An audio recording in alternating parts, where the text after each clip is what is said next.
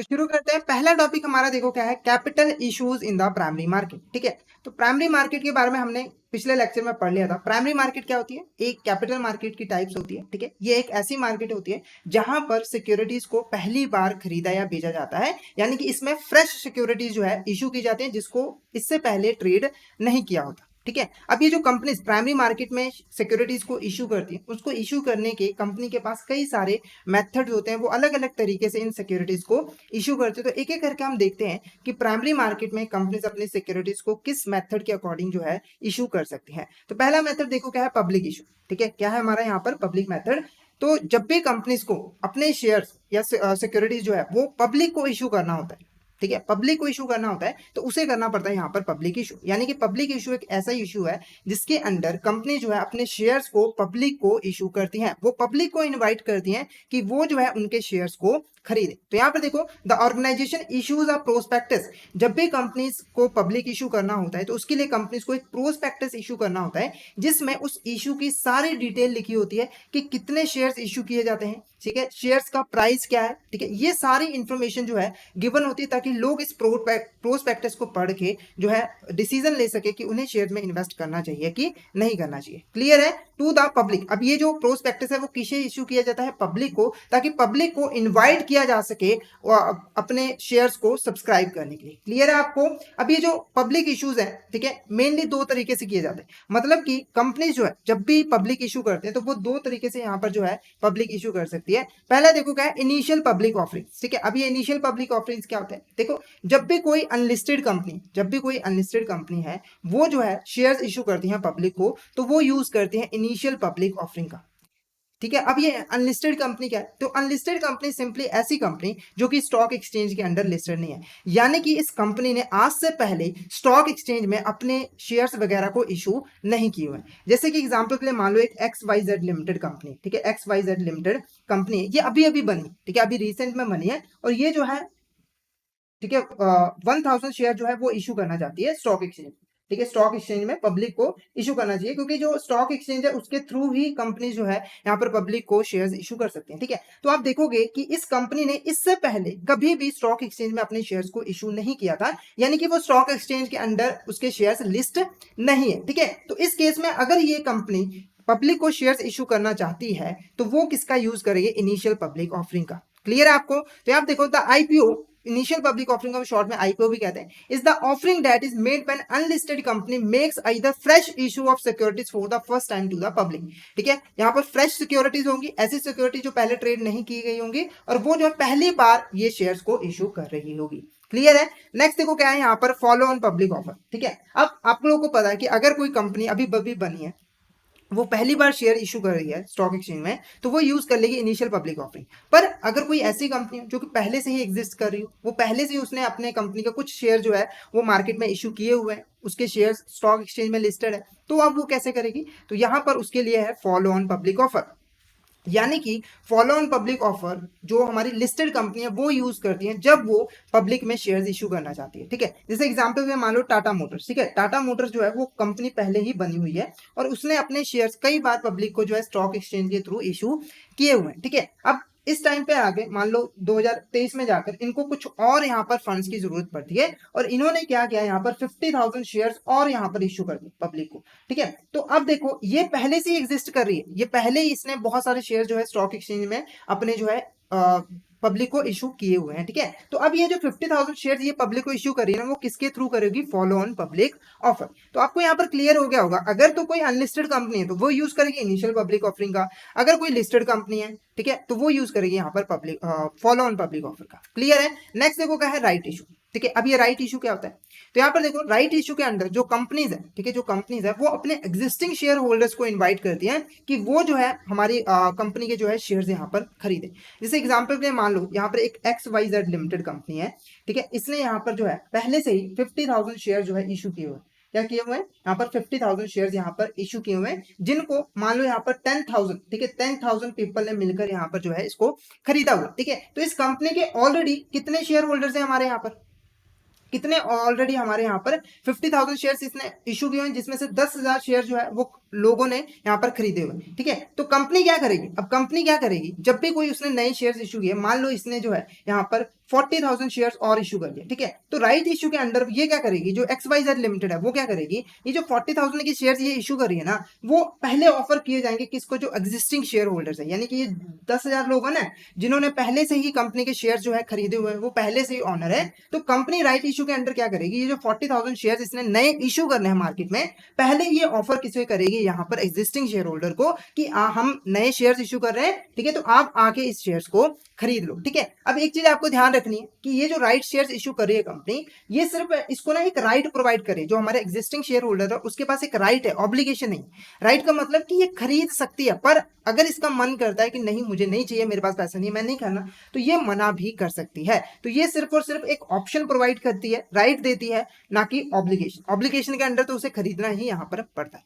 Next देखो क्या है, प्राइवेट प्लेसमेंट, ठीक है। अब प्राइवेट प्लेसमेंट से आपको नाम पता लग रहा होगा, तो इस मेथड के अंदर कंपनीज क्या करती है, कुछ ग्रुप ऑफ पर्संस को यहाँ पर सिलेक्ट कर लेती है और उन्हीं को डायरेक्टली शेयर्स इशू कर देती है, ठीक है। जैसे एग्जांपल के लिए मान लो यहाँ पर एक XYZ लिमिटेड कंपनी है, इसको यहाँ पर 50,000 शेयर्स यहाँ पर इशू करने, ठीक है, यहाँ पर 50,000 शेयर्स इसको जो है इशू करने, क्लियर है, ठीक है। यहाँ पर एक और कंपनी है ABC लिमिटेड, यहाँ पर एक और कंपनी है ABC लिमिटेड, ठीक है। तो इसने क्या किया, XYZ लिमिटेड ने इस ABC लिमिटेड को सिलेक्ट कर लिया, ठीक है, और डायरेक्टली ये जो 50,000 शेयर्स है इसी को यहाँ पर इशू कर दिया।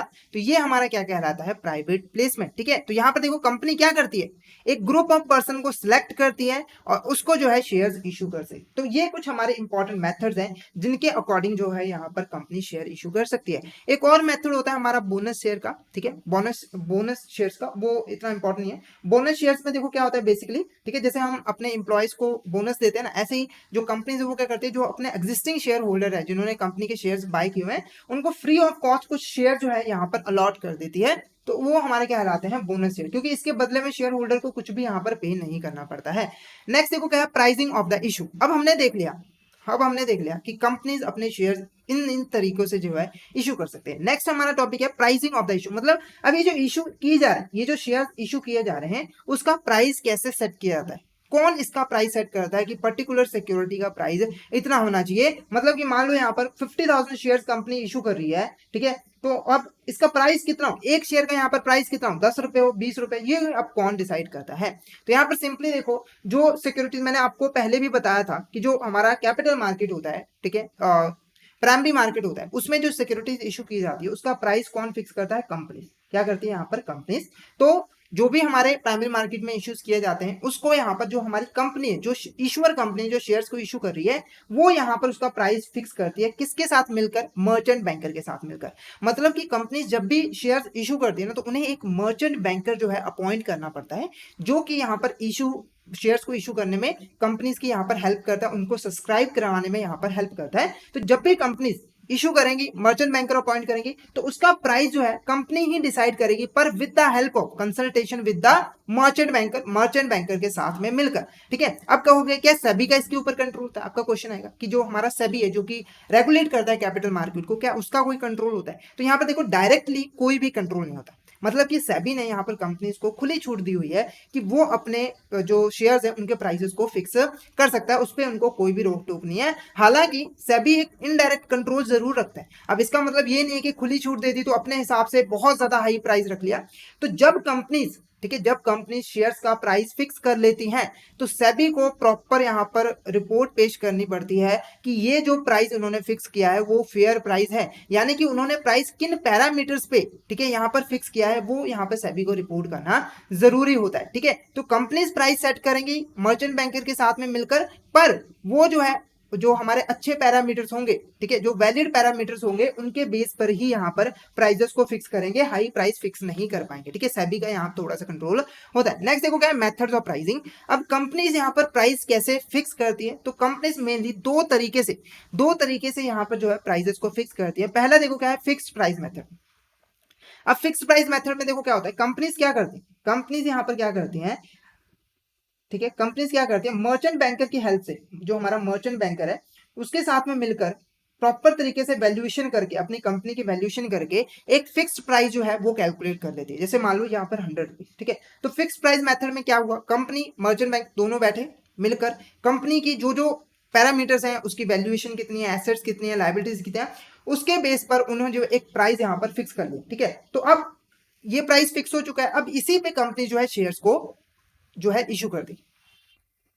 क्लियर है? तो फिक्स प्राइस मेथड में बेसिकली क्या हुआ, एक प्राइस फिक्स कर लिया कंपनीज के द्वारा और वो जो है यहाँ पर इसी प्राइस पे शेयर्स इशू कर देंगे हमारे जो इन्वेस्टर्स हैं। ठीक है, तो इस मेथड में जो हमारे इन्वेस्टर्स होते हैं उसको पहले ही पता होता है कि जो सिक्योरिटीज के लिए वो अप्लाई कर रहे हैं उसका प्राइस कितना होगा, क्योंकि जो प्रोस्पेक्टस इशू किया जाता है ना कंपनीज के द्वारा, उसमें लिखा होता है कि हम शेयर्स को इतने प्राइस पे जो है इशू कर रहे हैं। क्लियर है? नेक्स्ट देखो क्या है, बुक बिल्डिंग मेथड। ये थोड़ा इसका ऑपोजिट है, बुक बिल्डिंग मेथड। इसमें कंपनीज कोई भी प्राइस फिक्स नहीं करती। ठीक है, कंपनीज प्राइस कोई फिक्स प्राइस फिक्स नहीं करती, वो क्या करती है ना, एक एक लिमिट बता देते हैं कि हम जो शेयर्स इशू कर रहे हैं ना वो इस प्राइस के रेंज में इशू करें। जैसे हम कभी दुकानों पे जाते हैं, कोई सामान खरीदने जाते हैं, तो अपना एक रेंज बताते हैं ना कि हमें 500 से लेकर 1000 के बीच में चाहिए या 2000 से लेकर 5000 तक चाहिए, तो उसके बीच में दुकानदार जो है हमें सामान दिखाता है। ठीक है, और हम यहाँ पर खरीदते हैं। ऐसे ही बुक बिल्डिंग मेथड में जो कंपनीज होती हैं वो कोई फिक्स प्राइस नहीं करती कि ये हम इतने का शेयर बेचेंगे, वो एक रेंज डिसाइड कर देती है कि हम जो है इतने के बीच में आपको शेयर्स अलॉट कर देंगे। ठीक है, तो यहाँ पर मान लो रेंज कितनी हो गई हमारे 250 से लेकर हमारे यहाँ पर 300। ठीक है, तो कंपनीज ने क्या किया, बुक बिल्डिंग मेथड में 250 से लेकर 300 के बीच में यहाँ पर बोल दिया कि हम जो है इसके बीच में आपको शेयर्स इशू कर देंगे। अब क्या होता है, जैसे ये बेस प्राइस सेट कर दिया जाता है, एक यहाँ पर ब्रॉड रेंज ऑफ प्राइसेस को सेट कर दिया जाता है, तो कंपनीज अब जो हमारे लोग होते हैं, इन्वेस्टर्स होते हैं, उनको इन्वाइट करते हैं कि आप अब बिड लगाओ, यानी कि आप यहाँ पर जो है बोली लगाओ कि आप कितने में शेयर्स को खरीदने के लिए राजी हो। तो लोग आते हैं, ठीक है, वो जो है इसी प्राइस के अंदर 250 से लेकर 300, क्योंकि मिनिमम तो 250 है, मैक्सिमम कितना 300, उसी के बीच में जो है अब बोलियां लगाते हैं। अब कंपनी को ये जो बोली रिसीव होती है, ठीक है, जो भी बिड लगाई जाती है उसके हिसाब से कंपनी जो है यहाँ पर उसका प्राइस फिक्स कर देती है। जैसे एग्जाम्पल के लेके चलो, यहाँ पर कंपनी ने 50,000 शेयर जो है यहाँ पर इशू किए, 50,000 शेयर यहाँ पर इशू किए, और उसमें जो है मैक्सिमम लोगों ने 270 रुपए पे यहाँ पर बोली लगाई। ठीक है, और कंपनी ने देखा कि ये जो 270 रुपए पे लोग बोली लगा रहे हैं, उन्होंने सभी ने मिलकर 50,000 शेयर जितनी बोली लगा दी। मतलब कि जो मान लो यहाँ पर 10 लोगों ने मिलकर यहाँ पर 270 रुपए की बोली लगाई, उन 10 लोगों ने मिलकर ही ये 50,000 शेयर कंपनी के परचेज कर लिए। तो इस केस में अब कंपनी जो है वो 270 रुपए यहाँ पर फिक्स कर देगी हमारी सिक्योरिटीज का, शेयर्स का। क्लियर है? और इसके ऊपर जो है कंपनी जो है इन्वेस्टर को इशू कर देगी प्राइसेस। क्लियर है आपको? तो ये हमारा मेथड होता है कौन सा, यहाँ पर बुक बिल्डिंग मेथड। क्लियर है? नेक्स्ट को हमारा यहाँ पे टाइप्स ऑफ इन्वेस्टर। तो कंपनी जब भी इन्वेस्टर्स को अपॉइंट करते हैं उसमें हमारे कई तरह के इन्वेस्टर होते हैं, जैसे कि कोई इंडिविजुअल इन्वेस्टर होता है, कोई बड़ी ऑर्गेनाइजेशन भी होता है, तो उसके बिहाफ पर हम इन्वेस्टर्स को कई टाइप्स में यहाँ पर डिवाइड करते हैं। तो पहली टाइप देखो हमारे क्या है, रिटेल इंडिविजुअल इन्वेस्टर। अब ये रिटेल इंडिविजुअल इन्वेस्टर कौन से होते हैं, ऐसे इन्वेस्टर जिन्होंने सिक्योरिटीज की जो बोली लगाई उसकी जो वैल्यू है वो 72 लाख से कम, यानी कि उन्होंने जो भी सिक्योरिटीज खरीदने के लिए अप्लाई किया उनकी वैल्यू अगर 72 लाख से कम है तो उसको हम रिटेल इंडिविजुअल इन्वेस्टर मानेंगे, अदरवाइज उसको हम कोई और इन्वेस्टर यहाँ पर जो है मानेंगे। नेक्स्ट हो गया है यहाँ पर क्वालिफाइड इंस्टीट्यूशनल बायर। ठीक है, अब ये क्वालिफाइड इंस्टीट्यूशनल बायर क्या होते हैं, तो यहाँ पर देखो ये कुछ इंस्टीट्यूशनल इन्वेस्टर्स होते हैं, यानी कि ये कुछ एंटिटीज होते हैं, इंस्टीट्यूशंस होते हैं जो कि इन्वेस्टमेंट का ही काम करते हैं, और इनके पास, ठीक है, इनके पास जो है एक्सपर्टीज होते हैं, इनके पास एक्सपर्ट्स होते हैं जो कि कैपिटल मार्केट के बारे में ज्यादा जानते हैं, और साथ के साथ एक्सपर्टीज होने के साथ साथ इनके पास फाइनेंशियल स्ट्रेंथ भी होती है, यानी कि जो भी ये इन्वेस्टमेंट करते हैं उनके लिए उनके पास रिसोर्सेस होते हैं, और अगर बाई चांस इनका जो लॉस भी हो जाता है तो वो उस लॉस को जो है सफर कर लेते हैं, क्योंकि इनके पास इतने रिसोर्सेस होते हैं। ठीक है, तो यहाँ पर देखो क्या है, it is an institutional investor who is perceived to possesses expertise and the financial strength to evaluate and invest in the capital market. इनके पास एक्सपर्टीज भी है, फाइनेंशियल स्ट्रेंथ भी है, जिसका यूज करके वो कैपिटल मार्केट में जो है इन्वेस्ट कर सकते हैं। कुछ हमारे एग्जांपल्स हैं, जैसे कि म्यूचुअल फंड हो गया, शेड्यूल्ड कमर्शियल बैंक हो गया, ये हमारी एग्जांपल है किसकी, क्वालिफाइड इंस्टीट्यूशनल बायर की, और इनको जो है सेबी के अंडर रजिस्ट्रेशन करवाना पड़ता है। नेक्स्ट देखो क्या है, नॉन इंस्टीट्यूशनल इन्वेस्टर। ठीक है, अब नॉन इंस्टीट्यूशनल इन्वेस्टर क्या है, तो कोई भी ऐसा इन्वेस्टर जो कि हमारा रिटेल इन्वेस्टर और हमारा क्वालिफाइड बायर में नहीं आता है, तो वो हमारा कहलाता है नॉन इंस्टीट्यूशनल इन्वेस्टर। इसमें जनरली जो हमारे हाई नेटवर्थ इंडिविजुअल्स होते हैं, जिनके पास बहुत ज्यादा पैसे होते हैं, बहुत ज्यादा अमीर होते हैं, या फिर जो हमारी कंपनीज होती हैं वो हमारी इस कैटेगरीज में जो है आती है। क्लियर है? तो ये हमारे कुछ टाइप्स होते हैं इन्वेस्टर के। नेक्स्ट देखो हमारा eligibility condition for making an IPO. जब भी कोई कंपनी जो है आईपीओ पब्लिश करती है, इशू करती है, तो उनको कुछ कंडीशंस को यहाँ पर फुलफिल करना पड़ता है, यानी कि कोई भी कंपनी यहाँ पर आईपीओ को लॉन्च नहीं कर सकती है, पब्लिक से पैसा जो है वो रेज नहीं कर सकती। अब ऐसा क्यों होता है, तो यहाँ पर जनरली देखो इनिशियल पब्लिक ऑफरिंग के थ्रू कंपनीज पब्लिक से पैसा लेती हैं, ठीक है। आप ये सोच के देखो, अगर कोई ऐसी कंपनीज है जिसकी फाइनेंशियल स्ट्रेंथ अच्छी नहीं है, ठीक है, उसको पहले ही बहुत ज्यादा लॉसेस हो रहे हैं, तो वो अगर पब्लिक से पैसा लेती है तो वो पब्लिक के पैसे को जो है डुबा देगी और पब्लिक को इससे लॉस होगा। तो सेबी इंश्योर करती है कि वही कंपनीज पब्लिक से पैसा रेज करे जिनकी फाइनेंशियल स्ट्रेंथ अच्छी हो और वो जो है यहाँ पर पब्लिक का पैसा जो है संभाल के रख सके, ठीक है। तो अगर किसी कंपनी को आईपीओ लॉन्च करना है तो उसको कुछ कंडीशन पूरी करनी है। कौन कौन सी कंडीशन है, तो यहां पर देखो net tangible assets at least 3 crore rupees in each proceeding 3 years, ठीक है। इस लाइन का मतलब क्या हुआ कि पिछले 3 साल जब वो यहाँ पर आईपीओ को लॉन्च करें उससे पिछले 3 साल में कम से कम उसकी जो नेट टेंजिबल एसेट हो वो यहाँ पर 3 करोड़ के रुपीज के इक्वल। क्लियर है, आप लोगों को पता है जो हमारी एसेट्स होती हैं वो दो तरह की होती है, एक टेंजिबल एसेट होती है, एक इनटेंजिबल एसेट्स होती है। टेंजिबल एसेट्स वो होती है जिनकी फिजिकल एग्जिस्टेंस होती है, जिसको हम देख सकते हैं, टच कर सकते हैं। तो कंपनीज की जो टेंजिबल एसेट्स है वो कम से कम पिछले 3 सालों में जो है यहाँ पर 3 करोड़ के इक्वल यहाँ पर होनी चाहिए, उससे कम नहीं होनी चाहिए। नेक्स्ट देखो क्या है यहाँ पर एवरेज ऑपरेटिंग प्रॉफिट, ठीक है। जो कंपनी का एवरेज ऑपरेटिंग प्रॉफिट है वो एटलीस्ट, ठीक है, जो पिछले 3 सालों में यहाँ पर 50 करोड़ के ऊपर यहाँ पर होना चाहिए, 15 करोड़ के ऊपर यहाँ पर जो है होना चाहिए। साथ के साथ जो उसकी नेटवर्थ है वो यहाँ पर 1 करोड़ के इक्वल यहाँ पर होनी चाहिए, यानी कि ये 3 कंडीशन पूरी करनी पड़ेगी। पिछले 3 सालों में अगर कंपैरिजन करें, पिछले 3 सालों का देखें तो कम से कम उसकी जो है 3 करोड़ रुपए नेट टेंजिबल एसेट होनी चाहिए, ठीक है। 15 करोड़ एटलीस्ट उसकी एवरेज ऑपरेटिंग प्रॉफिट होना चाहिए और साथ के साथ कम से कम उसका जो है 1 करोड़ यहाँ पर नेटवर्थ होनी चाहिए। तो ये कुछ कंडीशन है जो कि आईपीओ लॉन्च करते वक्त पूरी करनी जरूरी होती है।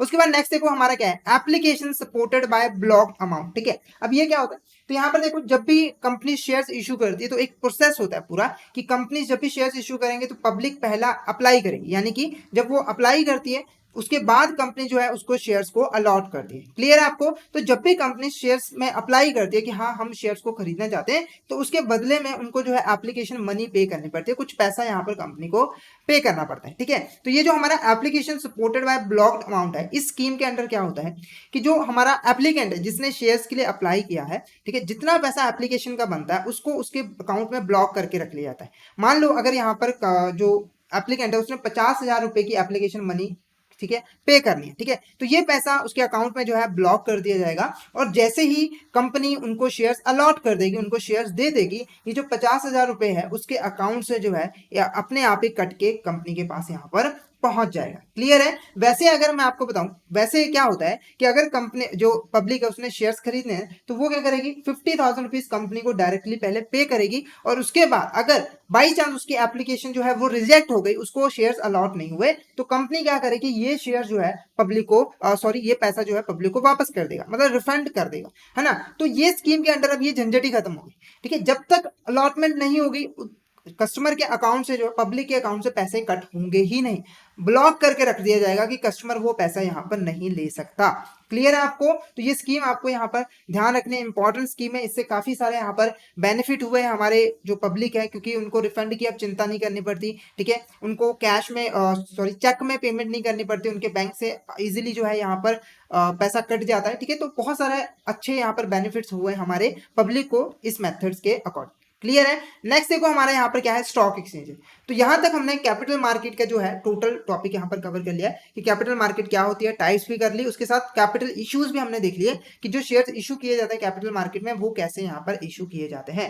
नेक्स्ट देखो क्या है, स्टॉक एक्सचेंजेस। अब ये स्टॉक एक्सचेंजेस क्या है, तो यहाँ पर जनरली देखो स्टॉक एक्सचेंजेस एक ऐसा प्लेटफॉर्म होता है जहां पर आप जो है सिक्योरिटीज को खरीद और बेच सकते हो, ठीक है। आपको जब भी कोई शेयर्स खरीदना होता है तो आपको कहाँ जाना पड़ता है, स्टॉक एक्सचेंज में जाना पड़ता है, ठीक है, वहीं से आप जो है शेयर्स खरीद सकते हो, ठीक है। तो ये जनरली क्या हुआ, एक ऐसी मार्केट है, ये हमारी सिक्योरिटीज की मार्केट है जहां पर आप जाओ, ठीक है, सिक्योरिटीज खरीदनी हो खरीदो, बेचनी हो बेचो, ठीक है। क्लियर है आपको, तो यहाँ पर देखो it is a secure place. ये क्या है, एक सिक्योर प्लेस है। क्यों सिक्योर प्लेस है, क्योंकि ये जो ट्रेडिंग होती है ना, यहाँ पर शेयर्स को बेचे और खरीदे जाते हैं, प्रॉपर सिस्टमैटिक मैनर में होते हैं, प्रॉपर रूल्स एंड रेगुलेशंस को फॉलो करके यहाँ पर जो है ट्रेडिंग किए जाते हैं, ताकि जो हमारे इन्वेस्टर्स हैं उनको किसी भी तरह का यहाँ पर लॉस ना हो। तो यहाँ पर देखो एक सिक्योर प्लेस होता है जहाँ पे ट्रेडिंग जो है सिस्टमैटिक वे में किया जाता है, ठीक है। यहाँ पर जो भी सिक्योरिटीज खरीदी और बेची जाती है उनको प्रॉपर रूल्स एंड रेगुलेशन के अकॉर्डिंग यहाँ पर खरीदा और बेचा जाता है। ठीक है। नेक्स्ट देखो फीचर्स ऑफ स्टॉक एक्सचेंज, जो इंपॉर्टेंट कैरेक्टरिस्टिक्स है हमारे स्टॉक एक्सचेंज का। सबसे पहले देखो क्या है, ये एक ऐसा प्लेटफॉर्म है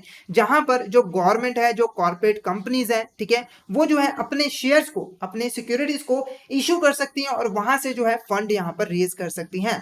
यानी ये क्या है, एक ऐसा प्लेटफॉर्म। देखो अगर ये नहीं होता तो हमारा जो सिक्योरिटीज मार्केट है वो डेवलप ही नहीं हो पाता, क्योंकि फिर कोई ऐसी जगह ही नहीं है जहां पर हम जाके आसानी से यहाँ पर बेच सके।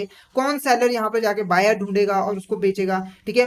तो इसीलिए स्टॉक एक्सचेंज यहाँ पर प्लेटफॉर्म प्रोवाइड करा। सबको पता है कि स्टॉक एक्सचेंज पे जाके ये काम होते हैं, बायर भी वहीं मिल जाता है, सेलर भी वहीं मिल जाता है। क्लियर है। नेक्स्ट देखो क्या है, the exchange does not sell and buy bonds और shares on its own account. मतलब कि जो स्टॉक एक्सचेंज है वो कभी भी खुद के लिए, कभी भी खुद के लिए, ठीक है, अपने बिहाफ पर कभी भी शेयर्स वगैरह को खरीदता नहीं है, ना ही बेचता है। यानी कि ये ट्रेड नहीं करता, ये ट्रेड करवाता है। क्लियर है आपको। जो हमारा स्टॉक एक्सचेंज है वो खुद ट्रेड नहीं करता। ऐसा नहीं है कि उसने कंपनी के शेयर्स खुद ही बाय कर लिए और खुद ही बेच के प्रॉफिट कमा लिया, ऐसा नहीं होता। ये अपने बिहाफ पे कोई भी कुछ भी बाय नहीं करता, ये ट्रेड करवाता है किनके बीच में, कंपनीज और इन्वेस्टर्स के बीच में। क्लियर है। तो जो कस्टमर है या फिर कंपनी के बिहाफ पे सिक्योरिटीज को खरीदता और बेचता है। क्लियर है। नेक्स्ट देखो क्या है, only through authorise broker and members the transaction for securities can be made. अब ये जो स्टॉक एक्सचेंज में ट्रांजेक्शन होती हैं, ये सिर्फ और सिर्फ हमारे जो ऑथराइज ब्रोकर्स हैं या फिर मेंबर्स हैं, जिन्होंने प्रॉपर सेबी के अंडर जो है रजिस्ट्रेशन करवाई है, उनके थ्रू ही इन ट्रांजेक्शन को कंडक्ट किया जा सकता है। यानी कि अगर आपको शेयर्स बाय करने हैं तो एक ऑथराइज ब्रोकर की आपको जरूरत है, उसी के थ्रू आप जो है स्टॉक एक्सचेंज में शेयर्स वगैरह परचेज या सेल कर सकते हो। क्लियर आपको। नेक्स्ट देखो यहाँ पर, all the security dealings at stock exchange are controlled by SEBI.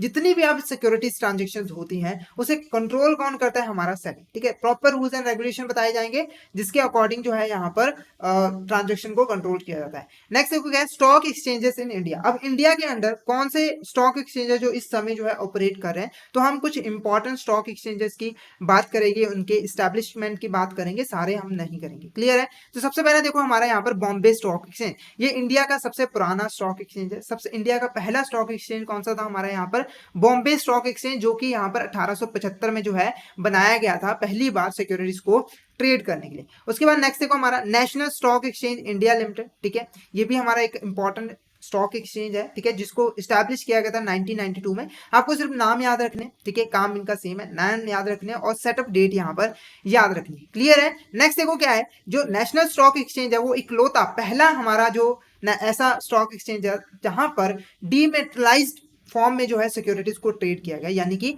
Electronic form में, ठीक है, इलेक्ट्रॉनिक फॉर्म में जो है शेयर्स को ट्रेड किया गया था। क्लियर है आपको। इसमें आप लोगों को पता है ना, पहले क्या होता था, स्टॉक एक्सचेंज में जो ट्रेड किया जाता था वो फिजिकल फॉर्म में किया जाता था, यानी कि आप शेयर्स परचेज कर रहे हो तो उसके बदले में आपको जो है यहाँ पर एक सर्टिफिकेट प्रॉपर जो है मिलता था, जो कि आपको संभाल के रखना पड़ता था। ठीक है। पर नेशनल स्टॉक एक्सचेंज बना, उसने जो है डीमेटलाइज इलेक्ट्रॉनिक ट्रेडिंग को जो है प्रमोट किया, जिसके अकॉर्डिंग अब जो है इलेक्ट्रॉनिक फॉर्म में शेयर्स का ट्रेड किया जा सकता है। आप इलेक्ट्रॉनिक फॉर्म में शेयर्स को खरीद के अपने पास रख सकते हो। उसके बाद देखो मेट्रोपॉलिटन स्टॉक एक्सचेंज लिमिटेड, ठीक है, जो कि हमारा दिसंबर 2012 में यहाँ पर बना था। ठीक है। और इसने 2013 से अपनी फंक्शनिंग स्टार्ट की थी। उसके बाद नेक्स्ट देखो over the counter exchange board of, ठीक है, इंडिया लिमिटेड। ठीक है। इसको बनाया गया था 1990 में। ठीक है। और ये भी जो है स्टॉक एक्सचेंज के यहाँ पर काम करता है। तो ये कुछ इंपॉर्टेंट हमारे स्टॉक एक्सचेंज है जो कि इंडिया में इस वक्त जो है ट्रेड करते हैं। ठीक है। ट्रेड को फैसिलिटेट यहाँ पर करते हैं। ठीक है। नेक्स्ट देखो क्या है, हमारा डीम्यूचुअलाइजेशन ऑफ स्टॉक एक्सचेंज। अब ये डीम्यूचुअलाइजेशन ऑफ स्टॉक एक्सचेंज का क्या मतलब है, तो इससे पहले मैं आपको पहले वाले समय में लेके जाना चाहूंगा। वहां पर देखो क्या होता है, पहले क्या होता था, जो हमारा स्टॉक एक्सचेंज है, ठीक है, इससे पहले डीम्यूचुअलाइजेशन होने से पहले जो स्टॉक एक्सचेंज था, इसमें क्या होता था, ठीक है, एक ही पर्सन इसका ऑनर होता था। ठीक है। एक ही पर्सन इसका ऑनर होता था, एक ही पर्सन इसका मैनेजमेंट करता था। ठीक है। इसका मैनेजमेंट करता था और एक ही पर्सन जो है यहाँ पर ट्रेड करता था। यानी कि जो भी स्टॉक एक्सचेंज का मेंबर है वो ये सारे काम करता था। ठीक है। वो यहाँ पर इसका ऑनर भी होता था। ठीक है। और ऑनर के पास जो राइट्स होते हैं कि कैसे स्टॉक एक्सचेंज करेगा, वो उसके पास राइट होते थे। वो यहाँ पर इसकी वर्किंग को भी यहाँ पर कंट्रोल कर सकता था, मैनेज करने का भी काम और ट्रेड करने का भी काम। ठीक है। इससे क्या होता था कि एक ही पर्सन के पास सारा का सारा कंट्रोल आ जाता था स्टॉक एक्सचेंज के बाद। ठीक है। और जिसका बेनिफिट क्या होता था उस पर्सन को, कि वो अपने हिसाब से जो है यहाँ पर ट्रेडिंग करवाता था, जिससे उसे ज्यादा से ज्यादा यहाँ पर जो है बेनिफिट हो, जिससे हमारे जो इन्वेस्टर है उसको यहाँ पर लॉस होना शुरू हो गया। आप ये सोच के देखो कि ऑनर भी यही है, ठीक है, इसको मैनेज भी यही कर रहा है कि ये काम कैसे करेगा, और ट्रेड भी यही कर रहा है। ठीक है, तो इसको तो सभी कुछ पता लग गया। ठीक है, इसका तो पूरा कंट्रोल है। जहां पर इसको लग रहा होगा कि यहाँ पर मुझे लॉस हो सकता है, वो क्या करेगा, वहां पे ट्रेडिंग बंद कर देगा, है ना। इसी का तो मन मर्जी, इसी का तो राज चल रहा है। ठीक है, तो इसी चीज को खत्म करने के लिए यहाँ पर डीम्यूचुअलाइजेशन जो है वो ले आया गया। डीम्यूचुअलाइजेशन के अंडर क्या किया गया, जो हमारा स्टॉक एक्सचेंज का ये जो म्यूचुअल फॉर्म था, यानी कि सब पावर्स एक ही पर्सन के पास था, उसको यहाँ पर खत्म कर दिया गया। यानी कि अब म्यूचुअलाइजेशन होने के बाद, डीम्यूचुअलाइजेशन होने के बाद यहाँ पर देखो ऑनर कोई और होगा, ठीक है, मैनेजमेंट कोई और होगा, और ट्रेड यहाँ पर कोई और यहाँ पर करेगा। ठीक है, ये एक ही पर्सन यहाँ पर नहीं हो सकता। ठीक है, तो यहाँ पर देखो demutualisation refers to transferring the legal structure, जो हमारे स्टॉक एक्सचेंज का लीगल स्ट्रक्चर है उसको यहाँ पर म्यूचुअल फॉर्म से चेंज करके बिजनेस कॉर्पोरेशन फॉर्म में ले आना। ठीक है, बिजनेस कॉर्पोरेशन आप लोगों को पता है एक कंपनी है हमारी। ठीक है, कंपनी क्या होती है, कंपनी में जो उसके ऑनर होते हैं शेयर होल्डर होते हैं, पर जो बोर्ड ऑफ डायरेक्टर है वो उसको यहाँ पर मैनेज कर रहे होते हैं, तो ऑनरशिप और मैनेजमेंट अलग अलग होती है। तो इसी मेथड को फॉलो किया गया, और स्टॉक एक्सचेंज में भी अब से जो ऑनर होगा वो अलग होगा, जो हमारा मैनेजमेंट होगा वो अलग होगा, और जो ट्रेड करेंगे, ठीक है, ट्रेड करेंगे, जो सेल परचेज करेंगे वो यहाँ पर अलग होगा। जैसे हमने अभी पढ़ा ना कि स्टॉक एक्सचेंज कभी भी खुद के लिए ट्रेड नहीं करता। ठीक है, ट्रेड कौन करते हैं, जो हमारे ब्रोकर्स वगैरह है, ठीक है, वो यहाँ पर ट्रेड करते हैं। क्लियर है आपको। नेक्स्ट देखो हमारे यहाँ पे डिपॉजिटरी सिस्टम। अब ये डिपॉजिटरी सिस्टम क्या होता है, ठीक है, तो सबसे पहले ये जानते हैं कि इसको ले आया क्यों गया था, इसकी हमें जरूरत क्यों पड़ी है। तो पहले क्या होता था, जब भी ट्रेडिंग होती थी, तो जब भी हम कोई शेयर्स वगैरह सिक्योरिटीज वगैरह बाय करते थे, तो उसको हमें फिजिकल फॉर्म में जो है मेंटेन करके रखना पड़ता था। उसका रिकॉर्ड हमारे पास फिजिकल फॉर्म में होता था। यानी कि अगर हमने शेयर्स परचेज किए हैं, ठीक है, तो हमारे पास कोई प्रूफ होना चाहिए ना, हमें शेयर्स खरीदे हैं। ठीक है, तो जो कंपनी शेयर्स बेचती थी वो क्या करती थी, शेयर का सर्टिफिकेट बना के आपको दे देती थी, जिसको आपको जो है संभाल के यहाँ पर रखना पड़ता था। अब इसका देखो नुकसान क्या होता था, अब ये जो शेयर सर्टिफिकेट आपको मिला है ये खो भी सकता है, ठीक है, ये फट भी सकता है ना, चोरी भी हो सकता है। तो ये ऐसे कुछ नुकसान हो सकते थे जिसकी वजह से जो इन्वेस्टर है जो उनको यहाँ पर लॉस होता था, जिससे हमारा स्टॉक एक्सचेंज जो है वो डेवलप नहीं हो पा रहा था। लोगों को ये भी प्रॉब्लम यहाँ पर सामना करना पड़ता था। तो इस चीज को दूर करने के लिए डिपॉजिटरी सिस्टम जो है ले आएगा। ठीक है, इस सिस्टम के अंडर क्या है कि जो हमें शेयर्स वगैरह परचेज करते हैं उनको इलेक्ट्रॉनिक फॉर्म में जो है मेंटेन करके रखा जाता है। यानी कि अगर आपने शेयर्स परचेज किए तो आपको कोई उसका फिजिकल सर्टिफिकेट नहीं मिलता, उसको आपको संभाल की जरूरत नहीं पड़ती। आपका जो भी आपने शेयर्स वगैरह परचेज किया उसको इलेक्ट्रॉनिक फॉर्म में जो है मेंटेन करके रख लिया जाता है, पूरा रिकॉर्ड रख लिया जाता है कि आपने कितने के शेयर्स कब यहाँ पर परचेज किया जाता है। इसके लिए आपको क्या करना पड़ता है, एक डीमेट अकाउंट ओपन करना पड़ता है। ठीक है, जैसे आप डीमेट अकाउंट ओपन करते हो तो जो भी शेयर्स आप परचेज करते हो डीमेट अकाउंट में वो जो इलेक्ट्रॉनिक फॉर्म में जो है मेंटेन करके रखे जाते हैं। ठीक है, तो डिपॉजिटरी सिस्टम एक ऐसा सिस्टम होता है जिसमें शेयर्स जो हमारी सिक्योरिटीज होती हैं उनको इलेक्ट्रॉनिक फॉर्म में जो है मेंटेन करके होल्ड करके रखा जाता है। नेक्स्ट देखो क्या है, डिपॉजिटरी। अब देखो डिपॉजिटरी सिस्टम के अंदर इलेक्ट्रॉनिक फॉर्म में हमें डिबेंचर्स वगैरह को रखते हैं। ठीक है, वो पर्सन जो कि हमारे सिक्योरिटीज को, ठीक है, इन्वेस्टर के बिहाफ पर वो जो हमारी सिक्योरिटीज है इन्वेस्टर की, उसको जो है इलेक्ट्रॉनिक फॉर्म में होल्ड करके रखता है अपने पास, उसी को हम यहाँ पर क्या कहते हैं, डिपॉजिटरी। तो डिपॉजिटरी सिस्टम के अंदर एक पर्सन अपॉइंट किया जाता है जो कि यहाँ पर जितने भी हमारी सिक्योरिटीज हैं, शेयर्स वगैरह परचेज किए जाएंगे, उनको इलेक्ट्रॉनिक फॉर्म में अपने पास जो है प्रॉपर तरीके से जो है रखेगा, ताकि कोई भी इंफॉर्मेशन का यहाँ पर लॉस ना हो जिसकी वजह से इन्वेस्टर को यहाँ पर लॉस। क्लियर है आपको, क्लियर है। नेक्स्ट देखो, अब डिपॉजिटरी जो है, जो यहाँ पर डिपॉजिटरी है, उसको डिपॉजिटरी बनने के लिए कई सारे जो है यहाँ पर कंडीशन जो है फुलफिल करनी पड़ती है। अब देखो कोई ऐसे ही थोड़ी डिपॉजिटरी बन जाएगा, देखो वो लोगों का इंपॉर्टेंट जो शेयर्स वगैरह है उसको संभाल के रख रहा है ना, इंपॉर्टेंट इन्फॉर्मेशन जो है वो यहाँ पर संभाल के रख रहा है, तो ऐसे थोड़ी कोई डिपॉजिटर बन जाएगा। तो उसके लिए उसको कुछ कंडीशन यहाँ पर पूरी करनी पड़ती है।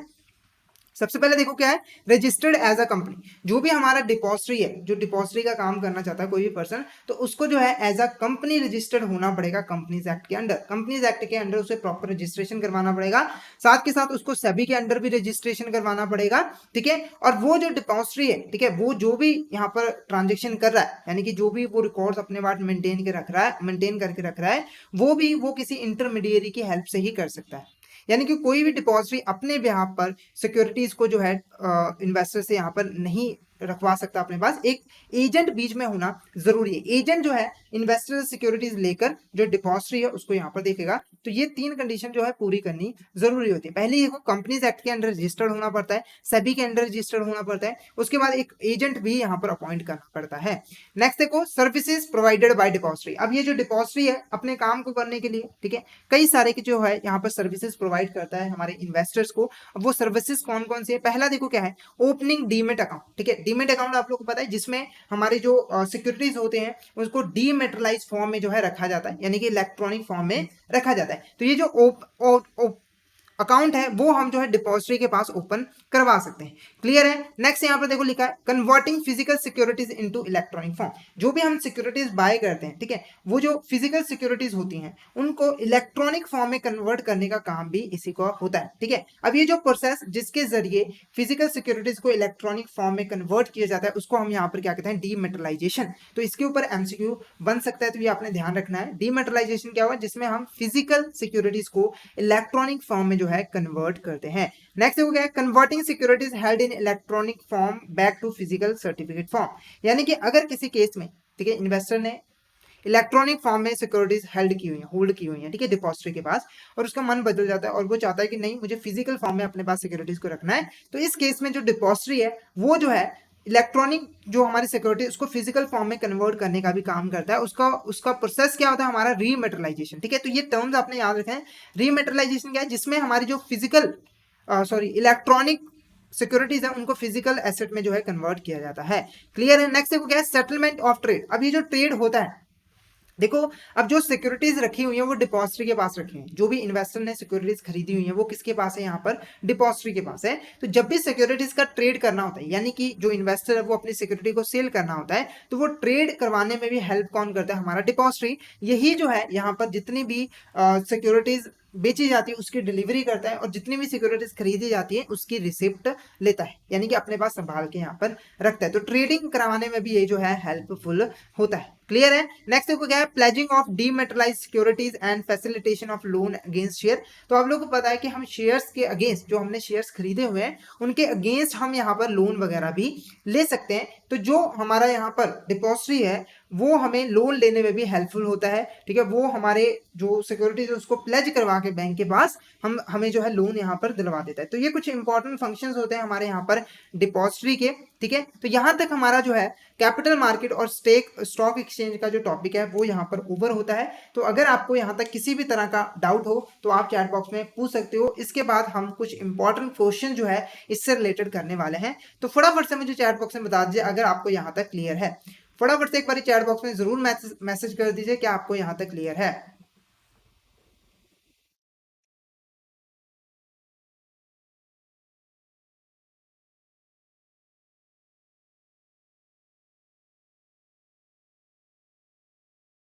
फटाफट से बता दीजिए कि आपको यहाँ तक क्लियर है।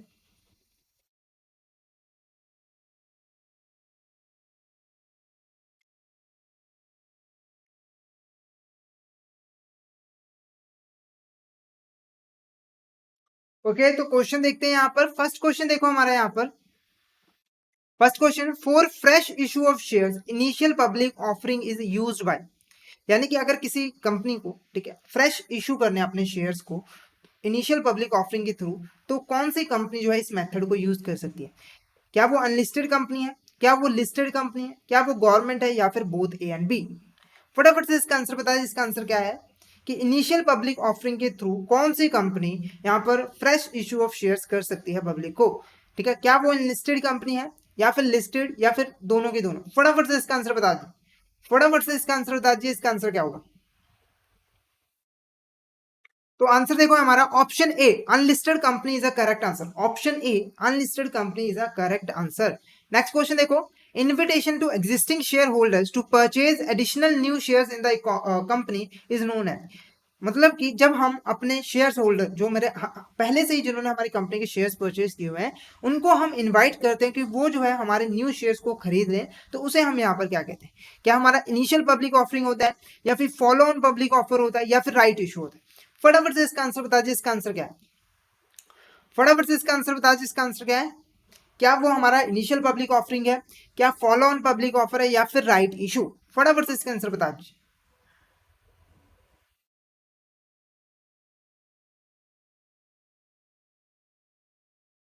तो आंसर देखो हमारा option C right issue is the correct answer.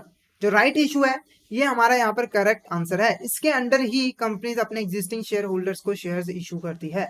Clear है। नेक्स्ट देखो यहाँ पर dash is an issue of shares of convertible securities by a company to a select group of person.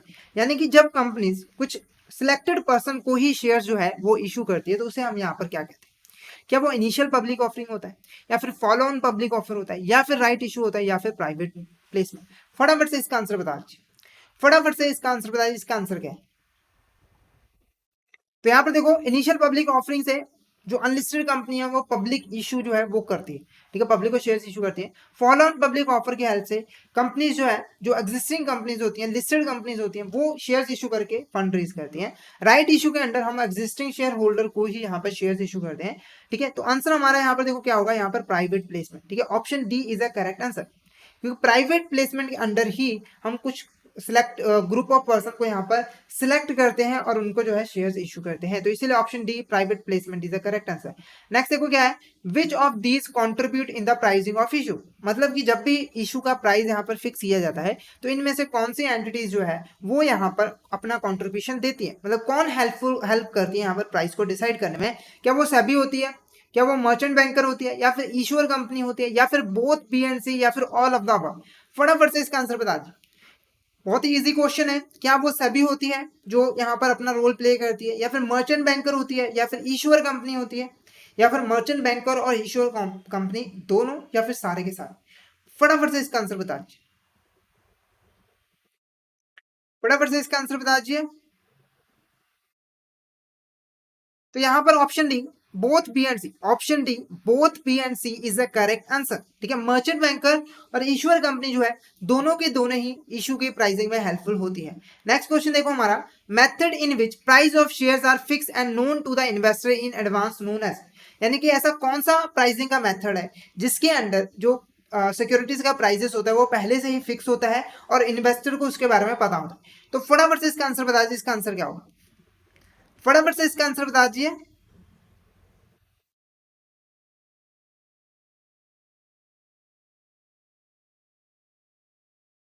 तो आंसर देखो हमारा option A is the correct answer, option A is the correct answer, fixed price method. Clear है आपको? और book building method में क्या होता था? बुक बिल्डिंग मेथड में एक फिक्स प्राइस नहीं किया जाता बल्कि एक रेंज फिक्स कर दी जाती थी कि हम जो है इतने रेंज में जो है आपको सिक्योरिटीज इशू कर देंगे, ठीक है। जैसे 250 से लेकर 300 का, तो इनके बीच बीच में आप जो है बोलियां यहाँ पर लगा सकते हो, इन्वेस्टर को बोला जाता था। वो मेथड हमारा कौन सा है यहाँ पर? Book building method.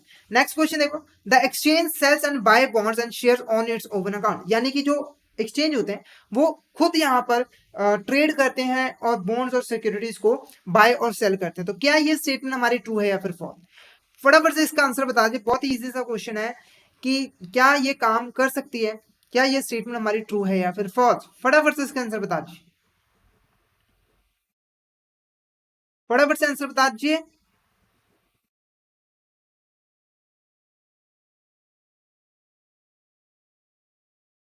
तो आंसर देखो हमारा option B, this statement is false. ये जो स्टेटमेंट है वो हमारी गलत है, क्योंकि जो एक्सचेंज है वो कभी भी अपने बिहाफ पर सिक्योरिटीज को खरीदता है, बेचता नहीं है। वो तो सिर्फ ट्रेड फैसिलिटेट करवाता है, ठीक है, पार्टीज के बीच में। नेक्स्ट क्वेश्चन हमारा, national stock exchange India limited setup. जो हमारा national stock exchange of India limited है वो कब यहाँ पर बनाया गया था, ठीक है। तो जो national stock exchange India limited है उसी ने पहली बार डीमेटलाइज जो है फॉर्म में सिक्योरिटीज को ट्रेड यहाँ पर किया था, ये सिस्टम लॉन्च किया था। तो फटाफट से बता दीजिए ये कब लॉन्च हुआ, कब यहाँ पर इसकी जो है स्टैब्लिश किया गया था? क्या वो 1990 है, 1991 है, या फिर 1992, या फिर 1993? फटाफट से इसका आंसर बता दीजिए। फटाफट से इसका आंसर बता दीजिए, इसका आंसर क्या होगा?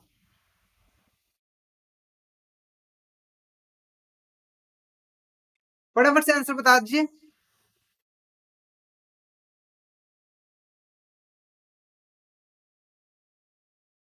तो आंसर देखो हमारा option C 1992 is a correct answer, 1992 is a correct answer. तो यहां तक हमने जो है कैपिटल मार्केट और स्टॉक एक्सचेंज का जो टॉपिक है वो यहाँ पर कवर कर लिया है।